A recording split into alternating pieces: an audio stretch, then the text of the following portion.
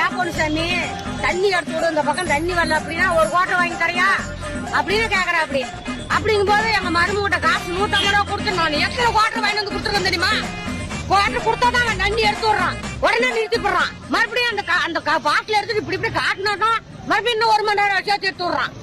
எத்தனை கோட்டை நான் காசு கொடுத்துருப்பேன் தெரியுமா? எங்க மருமக வாங்கி வந்து கொடுத்துருக்கேன் அப்படின்றாலே அது என்ன பழக்கம்? அப்படியே ஒரு பொம்பளை ஒரு 500 ரூபா சம்பாரிச்சு நாங்க சோர்த்திங்கிறதா இல்ல எங்க பிரச்சனையை பாக்குறதா நாங்க எல்லாமே ஏழைதான் இல்லன்னு சொல்ல. அந்த 500 ரூபாயில ஒரு குவாட்டருக்கு காசு போச்சுன்னா தண்ணிக்கு அவசரம் நாங்க எப்படி இருக்கிறது?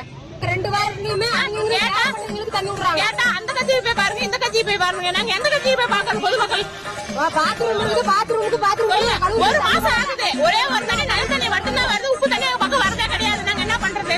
உப்பு தண்ணி குழந்தைங்க போறாங்க. 2வது 12 மணிக்கு எடுத்துடுறோம். கூலி வேலைக்கு நாங்க போறோம். பிள்ளைங்க இருக்கிறதால நாங்க மெத்தது அன்னைக்கு எங்க சம்மா போச்சா பிள்ளைங்க நாங்க எப்படி படிக்க வைக்கிறது? ஒரு அடிப்படை தேவை கூட இல்லாத கட்சிக்காரங்க என்ன கட்சிக்காரங்க?